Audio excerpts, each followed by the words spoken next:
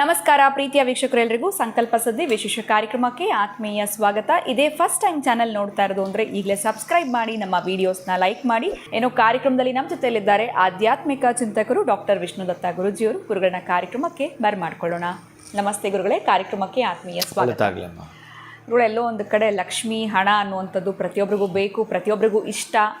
ಆದರೆ ಲಕ್ಷ್ಮಿನ ಮನೆಗೆ ಬರಬೇಕು ಅಥವಾ ಹಣನ ಒಲಿಸ್ಕೊಳ್ಬೇಕು, ಮಹಾಲಕ್ಷ್ಮಿನ ಒಲಿಸ್ಕೊಳ್ಬೇಕು ಅಂತಂದರೆ ಏನು ಮಾಡಬೇಕಾಗತ್ತೆ? ಸಕ್ಸಸ್ನ ಕಾಣಬೇಕು ಲೈಫಲ್ಲಿ ಅಂದರೆ ಏನು ಮಾಡಬೇಕು ಹಣದಿಂದ? ಓಂ ವಿಶ್ವಸ್ಮೈ ನಮಃ. ಅಪ್ರೀತಿಯ ಬಂಧುಗಳೇ, ಎಲ್ಲರಿಗೂ ಧನವೇ ಪ್ರಧಾನ ಆಗಿರೋದು. ಆ ಧನ ಇವರನ್ನು ಯಾವುದೋ ಒಂದು ವಿಧದಲ್ಲಿ ಕಟ್ಟಾಕಿರುತ್ತೆ.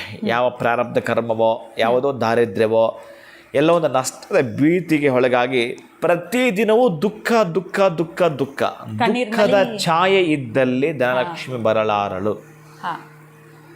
ಧನಲಕ್ಷ್ಮಿ ಬರಬೇಕಾದರೆ ದುಃಖ ನಿಲ್ಲಬೇಕು, ದುಃಖ ನಿಲ್ಲಬೇಕಾದ್ರೆ ಅವ್ರಿಗೆ ಧನ ಬರಬೇಕು, ಧನ ಬರಬೇಕಾದ್ರೆ ದುಃಖ ನಿಲ್ಲಬೇಕು. ನನ್ನ ಸುವರ್ಣ ಟಿ ವಿಯಲ್ಲಿದ್ದಾಗ ಆಕೆ ಹೆಸರೇ ನಮ್ಮ ಹೆಣ್ಣುಮಗು ಆ್ಯಂಕರ್ ಮಾಡ್ತಿದ್ಲು, ಮುಕ್ತ ಸೀರಿಯಲ್ ಮಾಡ್ತಿದ್ಲು ಹೆಣ್ಣುಮಗು. ಆಕೆ ಹೇಳ್ತಿದ್ಲು, ಇವನಿಗೆ ಹುಚ್ಚು ಬಿಡೋ ತನಕ ಮದುವೆ ಆಗಲ್ಲ, ಮದುವೆ ಆಗೋ ತನಕ ಹುಚ್ಚು ಬಿಡಲ್ಲ ಅಂತ ಏನಂತಿದ್ಲು. ಇವನಿಗೆ ಮದುವೆ ಆಗೋ ತನಕ ಹುಚ್ಚು ಬಿಡಲ್ಲ, ಹುಚ್ಚು ಹೋಗೋ ತನಕ ಮದುವೆ ಆಗಲ್ಲ. ಅದು ಹೆಂಗೆ ಸಾಧ್ಯ ಇದು? ಹಾಗೆ ನಾನು ಆಕೆ ಹೇಳ್ದಾಗೆಲ್ಲ ಇದನ್ನು ಹೇಳಿದಾಗ ಆಕೆ ನೆನಪು ಬರ್ತಾಳೆ. ನೋಡು, ಏನು ಮೇಜರ್ ಅಂದರೆ ಧನಲಕ್ಷ್ಮಿ ಮನೆಗೆ ಬರಬೇಕು. ದುಃಖ ನಿಲ್ಲಬೇಕಾದರೆ ಮೊದಲು ಆಕೆನೇ ಬರಬೇಕು, ಅಥವಾ ಮೊದಲು ಇವ್ರು ದುಃಖ ನಿಲ್ಲಿಸ್ಬೇಕು ಫಸ್ಟ್. ಇದಕ್ಕೆ ಸಂಕ್ರಮಣ ಕಾಲಗಳೋ ಅಥವಾ ಹಬ್ಬ ಹರಿದಿನಗಳೋ, ಪೌರ್ಣಮಿ ಅಮಾವಾಸ್ಯೆಯೋ ಈ ದಿನಗಳ ಬಳಸ್ಕೊಳ್ಬೇಕು ಇವರು. ಅದಕ್ಕಾಗಿ ನಾವು ಅವಾಗಲೆಲ್ಲ ಬರುವಂಥದ್ದು. ನಮಗೆ ಎಚ್ಚರಿಸ್ತಾನೆ ಇರ್ತವೆ ಅವು, ಹಾಗಾಗಿ ಬಂದರೆ ನಮ್ಮನ್ನು ಎಚ್ಚರಿಸಿರ್ತವೆ. ಅಂತಹದ ಎಚ್ಚರದ ದಿನಗಳಲ್ಲಿ ನೀವು ಮಾಡ್ಕೋಬೇಕಾಗಿರೋದು ಏನಂತಂದರೆ, ಪ್ರಾರಬ್ಧ ಕರ್ಮಗಳನ್ನೇ ನಾವು ಕಳ್ಕೊಳ್ಬೇಕು ಅನ್ನೋದಾದರೆ ಮಾಡ್ಕೋಬೇಕಾಗಿರ್ತಕ್ಕಂಥದ್ದು ಅಕ್ಕಿ ಹಿಟ್ಟು, ಬೆಲ್ಲ, ಸ್ವಲ್ಪ ಪುಡಿ ಮಾಡಿ ಬೆಲ್ಲವನ್ನು ಅದಕ್ಕೆ ಹಾಕ್ಕೊಳ್ತಕ್ಕಂಥದ್ದು. ಅಕ್ಕಿ ಹಿಟ್ಟು ಪೂರ್ಣವಾಗಿ ಹಾಲಿಂದಲೇ ಕಲಿಸ್ಬೇಕು. ಅದನ್ನು ಹಾಲಲ್ಲಿ ಅಕ್ಕಿ ಹಿಟ್ಟನ್ನು ಕಲಸಿ ಬೆಲ್ಲ ಹಾಕಿರಬೇಕು, ಸ್ವಲ್ಪ ಏಲಕ್ಕಿನ ಸೇರಿಸ್ಬೇಕು, ಅದಕ್ಕೆ ಏಲಕ್ಕಿ ಕೂಡ ಸೇರಿಸಬೇಕು. ಒಟ್ಟಾರೆ ನೀವು ಆ ಅಕ್ಕಿ ಹಿಟ್ಟನ್ನು ಬೆಲ್ಲವನ್ನು ಮಿಶ್ರಣ ಮಾಡಿ, ಏಲಕ್ಕಿ ಪುಡಿಯನ್ನು ಮಿಶ್ರಣ ಮಾಡಿರ್ತಕ್ಕಂಥ ಅಕ್ಕಿ ಹಿಟ್ಟು ಏನಿದೆಯೋ ಅದನ್ನು ನೀವು ಹಣತೆ ಆಕಾರ ಮಾಡ್ಕೊಳ್ಬೇಕಪ್ಪ. ನಾನು ಇಷ್ಟು ಹೇಳಿರ್ತೀನಿ, ಇದು ನಿಮಗೆ ಬಿಟ್ಟಿದ್ದು. ಹಣತೆ ಮಾಡ್ಕೊಳ್ಬೇಕು, ಸ್ವಲ್ಪ ದೊಡ್ಡದು ಮಾಡ್ಕೋಬೇಕು. ಆ ದೊಡ್ಡದು ಮಾಡಿಕೊಂಡು ಈ ಹಣತೆಯನ್ನು ಮಲ್ಲಿಗೆ ಹೂ ಬಿಡತಕ್ಕಂತಹ ಗಿಡದ ಕೆಳಗಡೆ ಒಂದು ಚಮತ್ಕಾರವೇ ನಡೆದೋಗುತ್ತೆ. ಮಲ್ಲಿಗೆ ಹೂವು ಎಲ್ಲಿ ಡಿವೈನ್ ಫೀಲಲ್ಲಿ ಇರುತ್ತೋ ಅಲ್ಲೆಲ್ಲ ಹಾವು ಬಂದೋಗುತ್ತೆ. ನಮ್ಮ ಅಡುಗೆ ಮನೆಗೆ ಬಂದಿದೆ ನಮ್ಮ ಕರುಣ. ಅದನ್ನು ನೋಡ್ತಾನೆ, ಗ್ಲಾಸ್ ತೆಗಿಬೇಕಾದ್ರೆ ಆ ಗ್ಲಾಸಲ್ಲಿ ಹಾವಿದೆ ಹಿಂಗನ್ನತ್ತೆ. ಪ್ರತಿನಿತ್ಯ ಪೂಜೆಯಲ್ಲಿ ಆಗ್ತಾವೋ, ಪ್ರತಿನಿತ್ಯ ವ್ರತಗಳಲ್ಲಿ ಆಗ್ತಾವೋ, ಅಲ್ಲಿ ಖಂಡಿತ ಬಂದೋಗ್ತವೆ. ಇದು ಬೇರೆ ಇನ್ನೇನಕ್ಕೋ ಭಯಪಡಿಸ್ಲಿಕ್ಕೆ ಬಂದಿರಲ್ಲ, ಅದಕ್ಕೆ ಆ ಸ್ಮೆಲ್ ಇರುತ್ತೆ, ಆ ಖುಷಿಯನ್ನು ಬಂದು ಆ ಸ್ವಾದವನ್ನು ತೆಗೆದುಕೊಂಡು ಹೋಗುತ್ತೆ ಅದು. ಆನಂತರ ಪಾಪವನ್ನು ಕಾಣಿಸ್ಕೊಳ್ತು, ಅದನ್ನು ಹೇಗೋ ಹಿಡಿದ್ವಿ, ಮತ್ತೆ ಆಚೆ ಬಿಟ್ವಿ, ಮತ್ತೂ ಒಂದಿನ ಬಂದು ಹೋಗ್ತಿರತ್ತೆ. ನಿಮಗೆ ಆ ಮಲ್ಲಿಗೆ ಹೂವು ಅಂದಾಗ ನಾನು ಹೇಳ್ತಾ ಇದ್ದೀನಿ, ಆ ಮಲ್ಲಿಗೆ ಹೂ ಇದ್ದಾಗಲೆಲ್ಲ ಬಂದು ಹೋಗ್ತಿರುತ್ತೆ ಹಾವು. ಅದಕ್ಕಾಗೇ ನೀವು ಆ ಒಂದು ಸಂತೋಷದಿಂದ, ಖುಷಿಯಿಂದ ದೀಪವನ್ನು ಬೆಳಗಬೇಕು. ನಿಮಗೆ ಟೈಮ್ ಇರುತ್ತೆ, ಯುಗಾದಿಗೆ ಬೇಕಾದರೂ ಮಾಡ್ಕೊಳ್ಳಿ, ಅಥವಾ ಸಂಕ್ರಮಣಗಳ ಕಾಲದಲ್ಲಿ ಮಾಡ್ಕೊಳ್ಳಿ. ಇನ್ನು ಅಮಾವಾಸ್ಯೆ ಪೌರ್ಣಮಿಗಳು ಇದನ್ನು ಮಾಡ್ಕೊಳ್ತೀರಿ.